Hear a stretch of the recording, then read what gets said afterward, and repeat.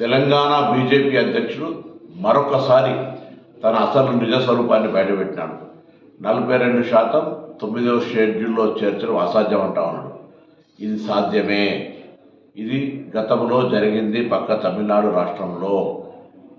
తెలంగాణ నుంచి ప్రాతినిధ్యం వహిస్తున్నటువంటి బీజేపీ ఎంపీలంతా రాజీనామా చేయండి, ఎందుకు రాదో చూస్తాం, లేదా దీన్ని సాధించి పెట్టండి.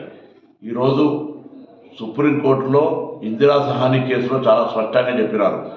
రాష్ట్రాల్లో ఒకవేళ ప్రామాణికమైన సమాచారం ఉంటే, ఎంపైరికల్ డాటా ఉంటే తప్పకుండా రాష్ట్రాలు నిర్ణయం తీసుకోవచ్చని చెప్పినాయి. అందుకే రాష్ట్రం సర్వే చేసి శాసనసభ ఆమోదము, కేబినెట్ ఆమోదము, గవర్నర్ ఆమోదంతో ఢిల్లీలో ఉంది. ఇది కేంద్ర ప్రభుత్వం తీసుకోవాల్సిన నిర్ణయము. తప్పకుండా రాష్ట్ర ప్రభుత్వం కట్టుబడి ఉంది. 42% రిజర్వేషన్లకు ఎట్లయినా బరాబరుగా అధికారికంగా అమలు చేస్తాం.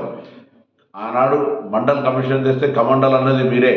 ఇవాళ మళ్ళీ మీ యొక్క వక్ర బుద్ధిని ఈరోజు మళ్ళీ బీసీలపై కుట్రలు చూపెడతా ఉన్నారు. దీన్ని తెలంగాణలో ఉన్నటువంటి అన్ని బీసీ వర్గాలు, కుల సంఘాలు బీజేపీ నిజ స్వరూపాన్ని గమనించి 42% రిజర్వేషన్లు ఇచ్చే ప్రక్రియలో ఆ రిజర్వేషన్లు అమలయ్యే విధంగా కాపాడుకునే ప్రయత్నంలో మరి ముందుండాలని సందర్భంగా కోరుతూ, కేంద్రం బీజేపీ తప్పకుండా 42% రిజర్వేషన్ 9వ షెడ్యూల్లో చేర్చాల్సిందే.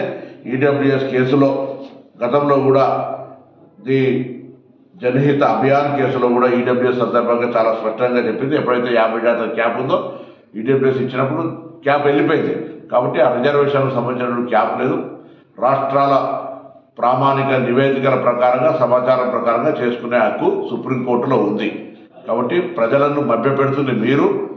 ముఖ్యమంత్రి బీసీ అని ప్రకటించి ఇబ్బంది మీరు, సిఎల్పి నాయకుడు బీసీ ఇబ్బంది మీరు, పార్టీ అధ్యక్ష పదవి కూడా బీసీలకి ఇవ్వండి మీరు, మండలి వ్యతిరేకించేది మీరు. ఇవాళ మీరు బీసీలకు వ్యతిరేకంగా ఫ్యూడల్ పార్టీగా ఉన్నటువంటిది మీరు.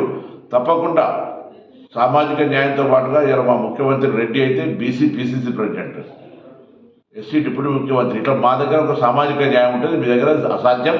మీరు మరొకసారి మా వర్గాలను మోసం చేస్తే చూస్తూ ఊరుకోమని హెచ్చరిక చేస్తాం.